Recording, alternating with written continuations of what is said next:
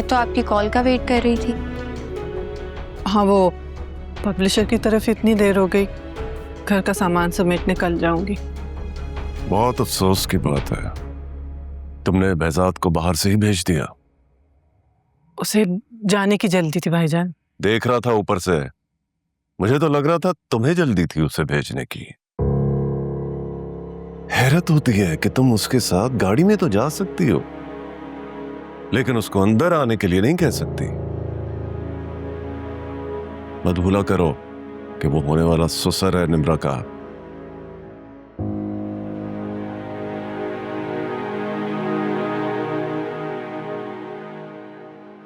behzad uncle से मिलने गई थी आप?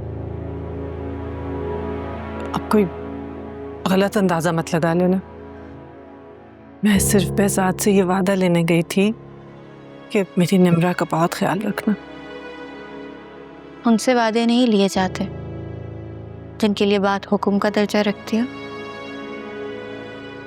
वो तो अपनी मोहब्बत में इतने बेबस हैं कि आप छोड़ने की बात करती हैं, वो खामोशी से ये भी मान जाते हैं।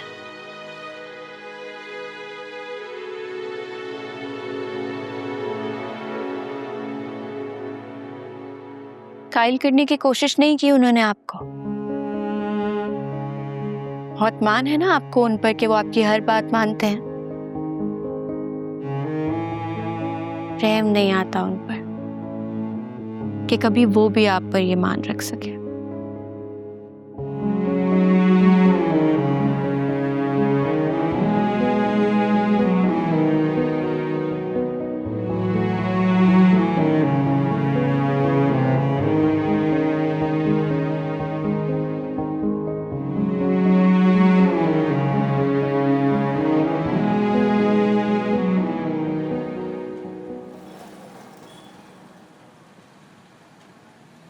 अब आप मुझे खुद ही बताएं, इन हालात में मैं क्या गुड न्यूज़ देता आपको? ये तो समझ में नहीं आ रहा मलिहा ने इनकार कैसे कर दिया, और तुम जवाब में निम्रा का इनकार सुनकर आ गए। मैं तो समझती थी कि तुम कभी निम्रा को नहीं छोड़ोगे। मैं निम्रा को वाकई नहीं छोड़ सकता मामा। तो फिर क्या है ये सब कुछ? मैंने और निम्रा ने ये इनकार सिर्फ पापा और मलिया आंटी को प्रेशराइज करने के लिए किया है। मानी, ये तो बहुत ही अजीब लॉजिक है। जिस शख्स ने अपनी मर्जी अपनी ख्वाहिश से इनकार किया हो, वो भला इस बात का तो कोई प्रेशर लेगा ही नहीं। ये मलिया आंटी की ख्वाहिश नहीं है मामा। मानी, तुम्हें भी ना अपने बाप की तरह मलिहा पे कुछ ज्यादा ही भरोसा है। मैंने वाकई मलिया आंटी पे भरोसा किया। मुझे लगता था इस बार वो पापा को अकेला नहीं छोड़ेंगी। आई डोंट नो उनकी क्या मजबूरी है, समझ ही नहीं आ रही। मुझे सब बातें समझ आती, मगर अगर मैं कुछ कहूंगी तो तुम्हें बुरा लग जाएगा।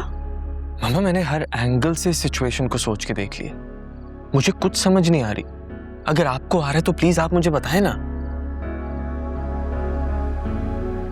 बात यह है कि मलिहा ने behzad को बेवकूफ बनाया है। वो तुम्हारा रिश्ता निम्रा से तय करना चाहती थी। जैसे ही रिश्ता तय हो गया, उसने आंखें फेर ली। नहीं मामा, प्लीज ऐसा नहीं है। मेरा और निम्रा का तो रिश्ता वैसे ही हो जाना था। इसमें मलिया आंटी को कोई सैक्रिफाइस देने की जरूरत नहीं थी। कॉफी पियोगे? सॉरी मामा, मैं इसलिए ये बातें आपके सामने नहीं कर रहा था क्योंकि मलिया आंटी का जिक्र आपको बुरा लगता है।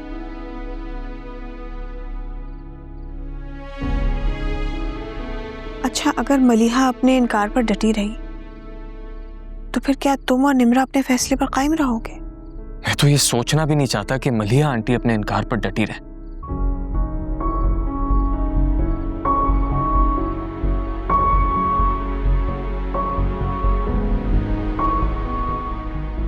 क्या सोच रही हैं? कुछ नहीं।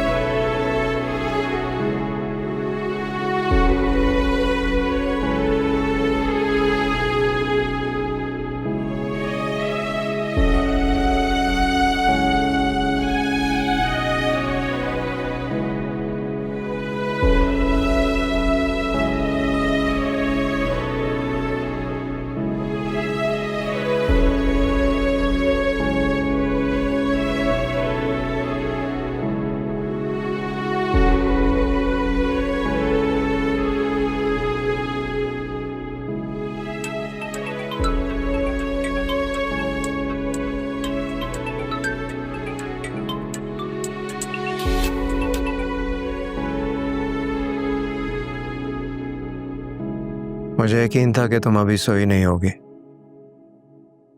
सोने के लिए बहुत वक्त है बेसात। ये मुख्तसर सी उम्र जागने में भी गुजार दी जाए तो कोई फर्क नहीं पड़ता।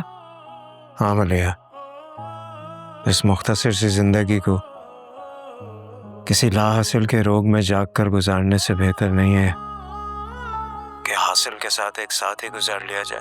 कुछ कहना था तुम्हें? तुमने तो अपनी चुप तोड़नी नहीं है। मैं अंदाजा ही लगा सकता हूँ।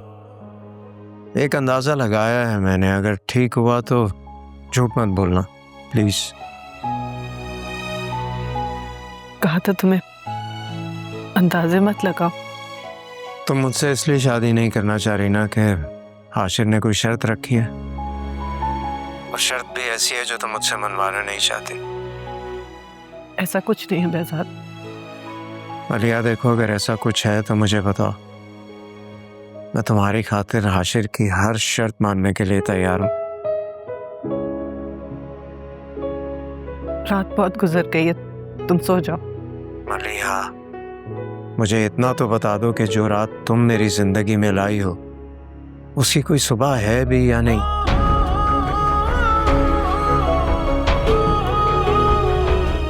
मलिया।